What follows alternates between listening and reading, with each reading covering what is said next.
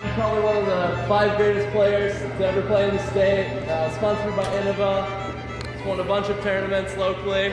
2-time putting champion now. That's right. Thanks everyone for coming out. All right, thanks everyone for coming out. I'm going to try to keep this short, but just give like a kind of basic rundown of my putting method. Maybe give you some tips that you can use to how you putt. You know, there's no one right way to putt, but some like basic principles that I think a lot of really good putters have in common.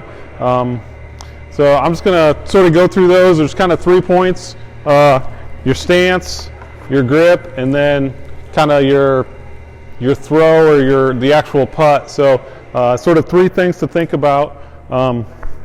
The stance is, you know, you want something that is like comfortable and, you know, sturdy. You know, you don't want your feet real close together. You want something comfortable, kind of a wide base, and something that can kind of provide a little bit of forward momentum, something to like generate speed and power towards the basket. So you don't want it all to be your arm. Like your body is where you get a lot of that momentum from. You know, and you see a lot of people, they'll use that jump putt. You know, that's just adding a little bit more momentum. So your legs are just as important as your arms for throwing a putt. You know, and you'll see a lot of guys, they like to, you'll start out, you know, your weight kind of 60-40, a little more weight on the back foot than the front foot, and then you use that back foot to like push your body, push your arm, get that momentum going towards the bucket. The second thing is the grip, and that's kind of up to you too. You want to find a putter that's comfortable in your hand. You know, some guys like the real low profile putters, some guys like the thicker, bigger rim, you know, so it's more to grab. So it's whatever really is comfortable for you. I started putting with a KC Pro AVR and putted with that pretty much ever since. But I like to kind of put it in my hand and then I pinch it right here on the rim. So my thumb on top of the rim and the other finger on the bottom of the rim, and that's my pivot point. It's kind of where I spin it out of. You can kind of pivot it anywhere you want. You know, some guys, they'll pinch it out here in the middle, but you want to kind of have that one point of release. You know, you don't want to have like your fingers tucked inside the rim or anything like that. Your fingers can get caught on the rim. So just kind of find a pivot point, use that. You can kind of spin it, put a little spin on the disc as you let it go. So that's kind of my tip on your grip. And then the last one is just kind of your throw. And a putt to me is a lot different than a drive or a throw. You know, in that you're coming through and you're coming across and you're really snapping that wrist. And you can miss like a drive a lot of times. You don't miss drives high or low a lot of times. You'll miss them right or left, and that's like your release point. So on a putt, I like to try to take that right or left miss out of the equation and create like something that is in a straight line with the basket. You know, so like if you're trying to putt like this, you add that right or left miss into the equation. So I try to make it like a straight line, and you'll see a lot of guys, whether they putt like straddle, you know, they putt like this. It's all like a straight line like this. They're trying not to miss left or right, and you're just trying to get the speed and distance right on your putt.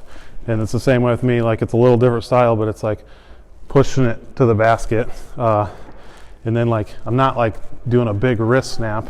It's kind of like keeping my wrist pretty steady, pretty straight, like locked in, and just like a little bit of a release, and then kind of a straight arm. Like my arm should be almost pointing right at the basket when I'm done.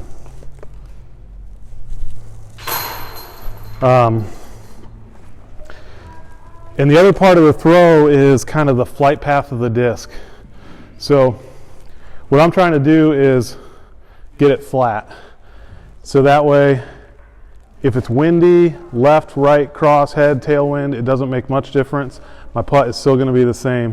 You know, if I putt nose down in a tailwind, you know, it might help me. But in a headwind, I really have to throw that high or like do something crazy to get that putt to go in. So I like to try to keep them as flat as possible so the wind has as little effect as I can kind of manage it. And And then the other part of the flight path is like on a longer putt especially, I like to have the putter, like, you're going to have to lob it a little bit to get it up there. So instead of like throwing it in to where it's like going kind of fast as it goes by the basket, and then it can go a long ways past if I miss, I like to sort of lob it just a little bit. And even if it's coming in fast, it's on its way down as it's coming into the basket. That way, even if it's coming in hot but it's on its way down, it's only going to be 10 or 15 feet past. And I might not make all of those, but I'm going to make a lot more 15 footers than I'm going to make 25 footers. So I overcorrected to make sure it was going down, but so it's coming down. So if you miss, you know, you don't have to worry about it. And then that's kind of adds into like the mental aspect of it. If you know, even if you're running a putt, that it's only going to go 15 feet past, then you don't have to worry about running putts as much, and you can just step up to long putts and be like, you know, I'm going to try to make this, even if there's some danger, you know, 20, 30 feet behind the basket. You still have that confidence that even if I miss this, airball it, don't hit anything, I know it's on its way down, it's going to land 15 feet deep, and I can pretty much run any putt that I want. So that's kind of really all I have. I'm going to keep it kind of short. I don't want to take up everybody's time because they're doing the league, but I'm going to hang out here for a while. I'll go over by kind of the practice area over there. So if anybody has any questions or want to talk about anything, we can kind of go through some stuff there too. So before we do break up though, does anybody have any questions that they want to ask in front of the whole group? If not, we can just go over there, but I think it might be valuable. You never know, you might have a question that somebody else might be thinking the same thing that they'd want to ask. So yeah. Are you trying to hit the same spot on the basket no matter the distance, or do you need to, you know, hit a different link from 30 feet as opposed to like 15? I normally pick pretty much the same spot, but I mean it will vary depending on the putt. So like an uphill putt, I'm gonna aim at a higher chain. So like on number 2, I'll aim at like a link right here below that band because I know it's going to be harder for me to get it up there. And on a downhill putt, I'll aim, you know, basically just right over the rim a lot of times. You know, and I'll putt those a little bit different too. Like an uphill putt, I get a little more aggressive with it. You know, really just try to jam it in there because it's not going to go as far past. Where a downhill putt, I kind of float those a little bit more. But same thing, you want them flat and sort of dropping into the bucket either way. But a normal putt like at Shoaf, I pretty much always aim. There used to be a piece of tape right here. I always aim at that piece of tape. So if you want, go put a little piece of tape on all the baskets out there. We have a question here. Sure. What does a practice routine for putting look like for you as when you're coming up or trying to get better, to improve? What are you doing? Are you just making 100 putts in a row, or is it something different? I'd always try to keep it a little more interesting than that because that sometimes can get a little boring, but I would do that where I'd try to keep records for myself. Like I'd pick a bunch of different spots and I would, you know, putt 100 times from 15 feet, and if I made 70 of them, then the next time I did it, I'd be like, all right, you got to make 70. So, you know, you try to improve, and then it adds a little pressure to it. Like you're putting pressure on yourself. You know, you made 65 and you got 6 putts left, so you're like, all right, I gotta make 5 of these, and you add a little bit of pressure to the routine to like sort of simulate a tournament, and then find somebody else to putt with. Steve and I used to putt together a lot, and we made up all kinds of dumb games to play. You know, Steve had a chain where we had like a different color link every so often, and it went from like, what, 15 feet to 35 feet or something like that, and there was a different colored link at every foot, and we just take our putters and you had to make the 15 footer and then the 16 footer and so on, and it was a race to see who could get out to the 28 footer and back, missing the fewest amount of putts. So it was added a little bit of, you know, competitiveness to it to simulate again a round or a tournament, and then you practice at a bunch of different distances. We made up a bowling game one time. We played pig or horse where you're playing against somebody else, just something to keep it a little more interesting than just the repetitiveness of the putting. Well, one other thing, there was one other point I had there. Jay Smith is one of the better putters around too, and I don't know how much he practices at home. I know he practices some, but anytime he goes and plays a round, he's always there like 30 minutes before the round starts and just putts for 30 minutes. So even if you're not practicing at home, if you just like carve out that extra 20 or 30 minutes before you play a round and do some putting, that can be a difference maker too. Question? Are you involving any sort of thought about your breathing routine in your putting mechanics? Or is that adding too much thought and complication to it? I don't really think about it, but I think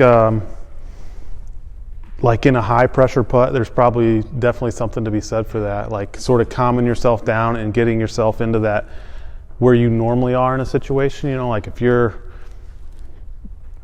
stressed out, or I remember playing a tournament one time where there's a lot of big hills, and I remember realizing that a lot of times I couldn't throw as far as a lot of the other guys. I'd get up there and I'd be the first guy to putt, and I would be tired and breathing heavy, and I was missing all these putts, and so like I started stalling, like adding like forgot my putter over here, or just something like that to buy myself a little extra time to like get into that same space that I'm comfortable in. So it's probably something you can use to, like, if you have like a routine to take a few deep breaths before you putt, probably a good idea to just get yourself in the same space, or the same mental space and physical space before you take that putt.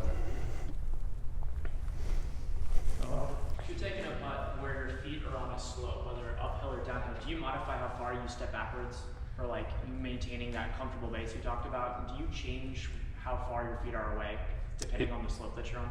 Yep. Yeah, it's like, a downhill one, you're probably going to have to bring your feet a little closer together, or an uphill one, or maybe it's an uphill one, your feet are closer together, but just somewhere where you can get comfortable and still get enough power to like generate the distance you need on the putt. It's the same with like a side hill too. Like if you're trying to do my normal putt on a side hill, like there's a lot of gravity pulling everything this way, so you kind of have to like readjust that putt a little bit to make sure your momentum is going straight to the basket.